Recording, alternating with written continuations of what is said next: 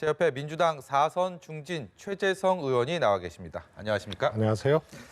지금 오늘 예정대로 국회 상황이 현재까지는 흘러가지 않는 것 같습니다. 당초 본회의가 오후 3시에 하겠다라는 게 오전 상황이었는데 열리지 않았고, 그리고 오후 3시에 다시 문희상 국회의장과 여야 3당 원내대표의 회동이 예정돼 있었지만 자유한국당 심재철 원내대표가 불참하면서 이 또한 이루어지지 않았습니다. 앞으로 국회 상황, 특히 오늘 국회가 어떻게 돌아갈지 초미의 관심사였기 때문에 더욱 궁금해집니다. 어떻게 예상하십니까?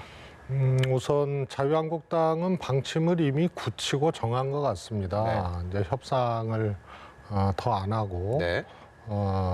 협상은 이미 파기됐고요, 좀 전에.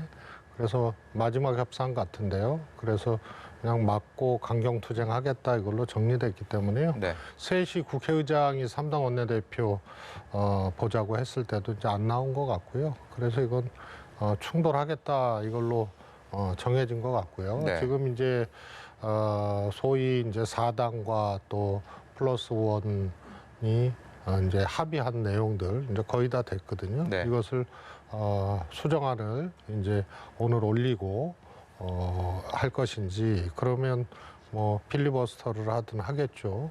그래서 다음 임시국회 회기에 의결하는 그런 순서로 대응할 수밖에 없는 것이 이제 민주당 입장이죠. 지금 필리버스터 말씀을 하셔갖고 자유한국당이 필리버스터 카드를 꺼내 들게 된다면 임시국회 회기가 어떻게 되는지가 상당히 맞물려 있지 않습니까? 그렇다면 지금 회기 결정에 대한 안건을 가지고 민주당과 한국당의 입장이 여기서 또 엇갈리기 때문에 민주당은 일단 16일 다음 주 월요일까지로 얘기를 하고 있고 한국당은 30일 동안 관례대로 하자라고 하고 있기 때문에 여기에 대해서 문희상 국회의장이 과연 어떤 판단을 할지도 상당히 중요할 것 같습니다.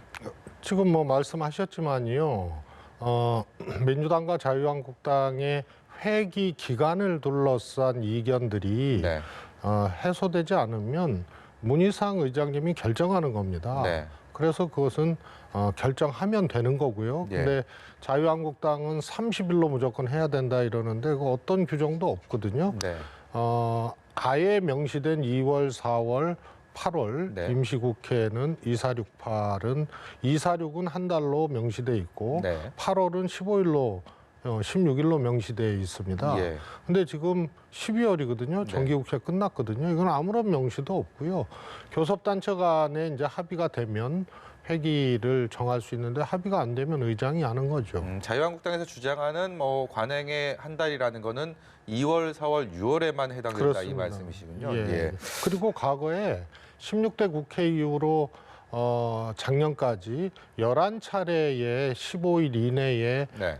회기를 끝낸 것이 있습니다. 하루짜리도 있었고요. 네. 최대 14일짜리도 있었거든요. 그래서 그게 보통 어디서 나오냐면 홀수달. 그러니까 2, 4, 6, 8은 반드시 임시국회를 해야 되는 거고요. 예.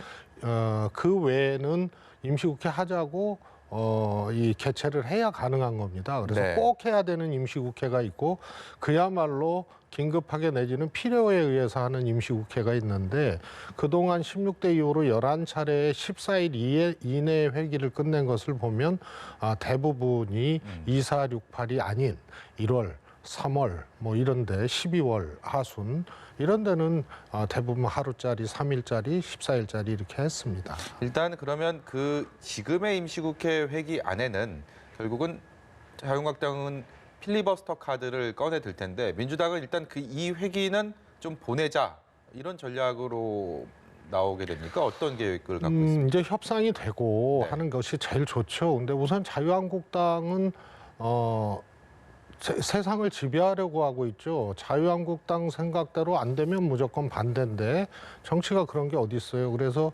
자유한국당이라는 정당의 당론으로 네. 선거법이든 공수처법이든 당론으로 협상안을 갖고 나와야 되는데 이게 이제 없잖아요. 예. 그리고 필리버스터를 악용을 하고 있어요. 그래서 지난번에는 199개 여야가 법사위까지 합의해서 본회의 올라온 것을 통째로 필리버스터를 걸고 네. 근데 그것을 반대하는 게 아니거든요. 합의한 법인데도 그게 다 선거법하고 공수처법을 막기 위한 네. 거죠. 그러면 그것이 이미 드러났기 때문에 필리버스터를 이제 오늘 상정을 하면 이제 할 겁니다. 네. 필리버스터를 하게 되면 그 회기 안에 끝내게 돼 있어요. 네. 그러니까 16일로 만약에 임시회의 회기가 정해지면 16일까지는 무제한 지연 작전을 할 수 있고요. 네. 그 다음 회기 또 이제 17일부터 만약에 임시회기를 하게 되면 그때 바로 표결을 해야 됩니다. 예. 첫 표결을 해야 되기 때문에요.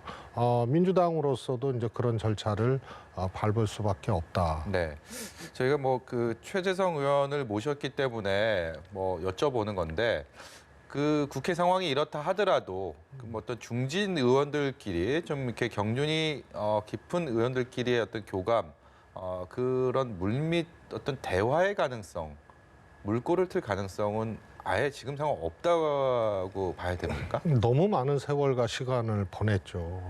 그리고 사실상 정치가 좀 실종됐어요. 이게 이제 정치 문화가 바뀐 건데요.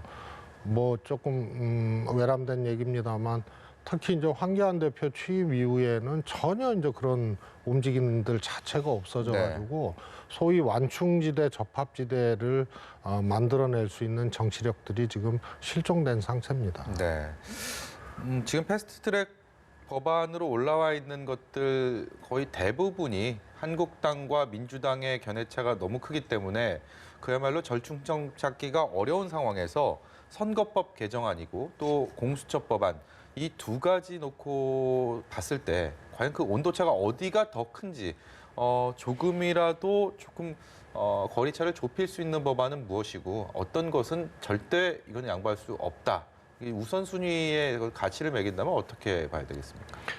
이렇잖아요. 축구 경기를 하더라도 만약에 이 국제룰도 이제 변하는 경우가 있거든요. 네. 가령 이제 페널티 박스 밖으로 골키퍼가 차야 되는데 안으로 패스해도 된단 말이에요. 바뀐 거죠. 그래서 축구 경기를 하면 축구 경기에 어떤 룰을 바꾸자고 해야 협상이 되는데 완전히 다른 종목 거를 갖고 왔어요. 그래서 선거구제 개편 문제나 공수처법 문제도 무조건 안 된다는 거지 네. 자유한국당에 통일된 안이 없습니다. 그러니까 협상이 안 되는 거죠. 자유한국당은 왜 통일된 안을 안 갖고 오는 걸까요? 그래서 저희도 야당을 해봤잖아요. 그래서 그것이 조금 부족하고 어설프고 또 조금 강경하고 협상용으로 내놓더라도 안을 만들어야 됩니다. 네. 아시다시피 선거구제 같은 경우에는 자유한국당이 자체 논의도 거의 없이 어느 날 갑자기 비례대표 싹 없애고 270석으로 지역구만 하자 하고 갖고 왔어요. 네. 얘기가 안 되지 않습니까? 네. 그리고 그 뒤에는 통일된 안이 아니고 이 사람 저 사람 다른 얘기를 하면서 지연만 계속 시켜왔던 거란 말입니다. 공수처는 어느 조항을 어떻게 좀 바꿔보자 이런 얘기가 아니고 공수처 자체가 정권에 의해서 악용되고 장기 집권의 수단으로 쓰여질 가능성이 크기 때문에 네. 공수처 안 된다 이렇게 한 거예요. 근데 과거에 자신들도 공수처 하겠다고 계속 그랬잖아요. 예. 그래서 이것은 협상이라는 것은 그래도 종목, 그 그라운드 안에 이견을 가지고 해야 되는데 전혀 그라운드를 그 안에 들어오질 않고 전혀 다른 문제로 지연을 자꾸 시키기 때문에 네. 그래서 간극이 있다라기보다는 아예 종목이 다른 얘기를 하고 있기 때문에 접근 자체가 안 되었던 긴 과정이죠. 네, 지금 민주당과 범여권 성향의 정당들 그래서 4+1 협의체에 대해서 여기 이 4+1 협의체를 바라보는 시각도 되게 다양한 것 같습니다. 지금 여기서 선거법 개정안, 이른바 21대 총선 게임의 룰을 정해야 되는데 이 또한 각 정당의 현재 상황들에 비춰서 조금씩 견해차가 있고 아직까지 딱 떨어지는 합의안이 나오지는 않은 것 같은데요. 이 내용들을 보면 연동률, 캡을 씌운다, 그리고 석패율 이 용어 자체가 시청자 여러분들이 보기에도 너무 생소하고 어렵다라는 지적들이 많은데 결국은 민의를 정확하고 공정하게 반영하는 것이 핵심이 아닐까 싶은데 이 부분은 어떻게 결론을 내야 한다고 보십니까? 우선 지금까지 충돌해왔던 두 가지 논리가 있습니다.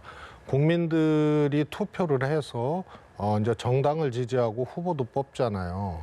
그런데 정당 지지율이 전혀 반영이 안 됐다. 네. 그래서 승자 독식이다. 그래서 주로 1, 2당이 비례대표를 주로 갖고 가거든요. 그러니까 가령 이 지난 20대 총선에 국민의당이나 정의당 같은 경우에는 상대적인 손실이 있었던 겁니다. 그래서 예를 들어서 5%의 전국 그 지지율을 국민 지지율을 특정 정당이 받았는데 비례대표에 전혀 반영이 안 돼요. 네. 그래서 이 지지율, 정당이 받은 지지율을 중심으로 짜보자 하는 것이 이제 정의당 등의 이제 주장이고요. 그다음에 자유한국당은 소선거구제 현재 유지해서 그냥 지역구만 270석 이렇게 또 갔던 거죠. 그래서 용어도 생사할 수 있는데요. 지금 그거는 비례대표 현재 제도에서 비례대표 배분하는 기준 누가 설명할 수 있습니까? 마찬가지예요. 네. 그래서 제도를 변화시킨다는 것은 이 계산법이나 용어들이 생소할 수 있으나 과소 대표됐던 정당의 지지율을 복원해야 된다는 논리와 지금대로 가자는 논리가 충돌하면 하부점을 찾아야 될 거 아닙니까? 네. 그래서 이런 것들이 이제 겉돌았던 거고요. 연동형이라는 것은 그 정당 지지율, 투표에서의 정당 지지율을 반영하기 위해서 제3정당, 제4정당이 한 50% 정도는 그 지지율대로 이제 가져가게끔 설계를 해서 보장한 거고요. 네. 나머지 50%는 그러니까 예를 들어서 50석이 비례대표다 그러면 25석 정도는 또 지금의 방식을 좀 준용을 해서 하자. 더 복잡한데요. 하여튼 그런 거고요. 네. 석패율도 역시 국민의 투표로 인한 지지 비율을 반영하자는 의미와 우리처럼 지역적으로 지역 구도가 영원함으로 대립되고 이런 것을 조금 완화해 보자고 과거부터 정당 불문하고 나왔던 얘기입니다. 네.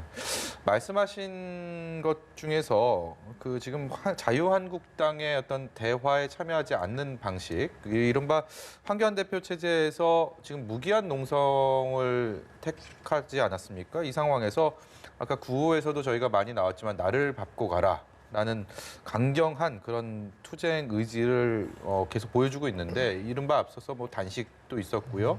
장외 집회도 많이 있었고 이런 강한 투쟁 방식에 대해서 대화 파트너, 협상 파트너인 여당에서는 어떻게 바라보고 있습니까? 우선 지나치다고 보고요. 홍준표 대표 시절에도 이렇게는 안 했습니다. 그리고 특히 대통령이 해외에 순방 중일 때는 최소한 이제 지켜야 될 선들이 있었는데 이게 황교안 대표 때 다 무너져 가지고요. 저도 그렇지만 국민들께서도 황교안 대표가 자유한국당의 대표가 된 이후로 기억나는 거는 장외투쟁, 삭발, 단식, 무기한 농성, 또 장외투쟁 네. 이겁니다. 네. 단식을 마치고도 또 청와대에서 계속했어요. 장외에서. 그래서 이게 정치가 실종되고 이 정당이나 국회 안에서 오히려 합의점을 찾아 나가야 될 이제 당대표가 너무 강경하게 가는 게 당내용, 당내 수습용이라는 게 아니면은 해명이 안 된다 이럴 정도의 이제 지적이 나오고 있는 거거든요. 네. 역대 이런 적은 없었습니다. 네. 재임 기간 동안에 대부분을 농성과 장외 집회와 단식, 삭발로 이렇게 일관한 거는 네. 독재 시대에도 안 그랬거든요. 네, 저희가 준비한 그 그래픽이 하나 있는데요. 그 지금 4+1 협의체로서 어떤 법안 처리를 하기 위해서 보면 지금 의석수 자체가 더불어민주당, 자유한국당의 108석으로는 지금 어떤 것도 저지할 수 없는 상황입니다. 아마 바른미래당의 비당권파를 합친다 해도 그렇기 때문에 저런 지금 의석수를 감안해서인지 황교안 대표는 투쟁밖에 할 게 없다. 우리가 할 수 있는 게 뭐가 있느냐, 제1야당으로서. 또 그런 토로를 하면서 지금 강력한 투쟁에 대한 또 좀 합리화 뭐 이런 얘기를 하고 있는데 여기에 대해서는 글쎄요, 이해가 좀 되시는지 어떻게 생각하세요? 네, 그 의석수가 적은 이제 야당 입장에서는요. 마지막에서는 그 의석수가 적은 것이 한스러울 정도로 그렇게 네. 느껴집니다. 긴 과정이 있었지 않습니까? 네. 그래서 정치라는 거고, 그래서 야당이 근본적인 실책을 한 것은 협상 전략이나 이런 것을 아예 내팽개치고 이거 아니면 안 된다. 그러니까 코란 아니면 죽음을 네. 이런 식으로 지금까지 왔기 때문에 결국은 지금은 의석수탄만 하게 되는 그런 아쉬움으로 이제 접어드는 거죠. 네. 그래서 저희들도 81석 야당도 해보고 네. 또 128석 야당도 해봤지만요. 야당이 야당 마음대로 다 건질라 그러면 다수당이 뭐가 필요 있고 이 의결이 뭐가 필요 있습니까? 그래서 그런 입장을 감안해서 할 수 있는 것들을 해왔어야 되는데 네. 그걸 완전히 무시하고 실종시키고 마지막 종점까지 오니까 할 수 있는 게 소수당은 투쟁밖에 없다 이렇게 가는 겁니다. 네. 그리고 무기한 농성을 어떻게 합니까? 선거들 뛰셔야죠. 그래서 이거 다 아는 거예요, 국민들이. 그래서 황교안 대표는 투쟁도 강력하게 하시겠다고 하지만 네. 실종된 정치나 협상에 대해서는 전혀 없었던 것에 대해서는 대표로서 공당, 일당의 대표로서 책임감을 느껴야 됩니다. 네. 지금 국회 상황이 워낙 차갑게 식어 있고 연말 국회가 임시국회가 워낙 중요한 상황이기 때문에 조금은 수면 아래로 가라앉긴 했지만 자유한국당에서는 이른바 유재수 전 부산시 부시장에 대한 감찰 무마 의혹 그리고 김기현 전 울산시장에 대한 하명 수사 의혹 거기다가 우리들 병원 대출 의혹까지 조금 전에 정태욱 자유한국당 의원의 마지막 발언을 통해서도 얘기를 들었지만 여기에 대한 고삐를 계속 강하게 쥐고 있습니다. 그리고 이것을 어쨌든 간에 검찰 수사를 통해서 진실이 밝혀지겠지만 그 전에 이제 이게 좀 정치적인 노림수가 또 있는 게 아닌가라는 또 의심을 사는 부분도 분명히 있는 것 같습니다. 여기에 대해서는 어떤 뜻이 있다고 보십니까? 우선 우리들 병원 문제는 그건 정말 옛날 시대에도 갖다 붙이기 어려운 소재를 갖고 한 거고요. 지금 삼보그룹 대출 사건도 아니고 그래서 그거는 권력을 갖다 붙이기에는 너무 턱없는 거고요. 그래서 민간에서의 문제고 대출 과정에 아무 문제가 없었다는 것들이 입증이 됐고요. 그래서 그건 민원인 한 사람의 정말 지나친 문제 제기 정도고요. 네. 울산 김기현 전 울산시장에 대한 소위 하명 수사라 그러는데 하명 수사가 아닙니다. 이거. 네. 저도 이미 그 전에 알고 있었고 울산 지역에 파다했던 거고 제보가 들어온 것에 대해서 이첩을 시킨 건데요. 네. 그것을 자신의 디자인과 소설에 자꾸 소설이라 하더라도 자기적일 정도로 갖다 붙이는 거거든요. 그래서 이것은 법적으로도 문제가 없고요. 이첩 이외에 다른 정황들이 전혀 발견이 되지 않고 있는데 자꾸 그렇게 스토리를 갖다 맞추는 거고요. 유재수 사건에 대해서는 감찰과 수사에 대해서 구분을 해야 됩니다. 감찰은 그야말로 공직자에 대해서 내부적으로 하는 거고요. 네. 그 감찰 결과를 가지고 어떻게 처리할 것인지 회의를 한 게 조국 백원우 그다음에 박형철 비서관이거든요. 네. 그래서 감찰이 종료된 시점에서 회의를 해서 금융위로 넘겨서 처리를 하라고 해서 사표를 받은 겁니다. 그때 올라온 거는 골프 하루 숙박권하고 항공권 네. 요거거든요. 그래서 그렇게 처리를 했던 건데요. 그걸 가지고 종료된 감찰 결과 회의를 한 걸 가지고 왜 감찰을 계속 안 했냐, 왜 더 안 했냐 하는 것은 그거는 어불성설이고요. 이것도 1년 묵은 사건이 지금 다시 검찰에 의해서 이렇게 소환되는 것은 조금 지나친 것이다 이렇게 생각을 합니다. 이게 다 조국 전 장관으로 맞춰가는 수사가 아니면 이렇게 오래된 걸 끄집어내고 무리하게 갖다 붙일 수 있느냐. 그러나 뉴스가 나오고 또 검찰에서 그렇게 지적을 하면 아직 판결이 난 것이 아니기 때문에 또 그럴듯해요. 그러나 이것은 감찰이 종료된 걸 가지고 처리한 것인데 중단 압력이라는 프레임 자체가 성립될 수 없는 것 같고 지금 하는 겁니다. 네, 지금 이제 방송 마치면 바로 국회로 가시게 되죠? 그렇습니다. 오늘 저녁에 어떻게 보내실 것 같습니까? 이제 자유한국당이 사실 그 선진화법을 만들었는데요. 저희가 동의를 해줬고 그 선진화법에 의해서 회의를 폭력적으로 이렇게 제지하기는 어려울 겁니다. 회의장 안에서. 그래서 조금 소란이 있을 수는 있겠지만 늦더라도 할 거는 하고 가자. 그래서 대기를 해야 되는 상황입니다. 네, 바쁘신 중에 이렇게 시간 내주셔서 감사합니다. 오늘 말씀 여기까지 듣도록 하겠습니다. 지금까지 더불어민주당 최재성 의원이었습니다. 고맙습니다.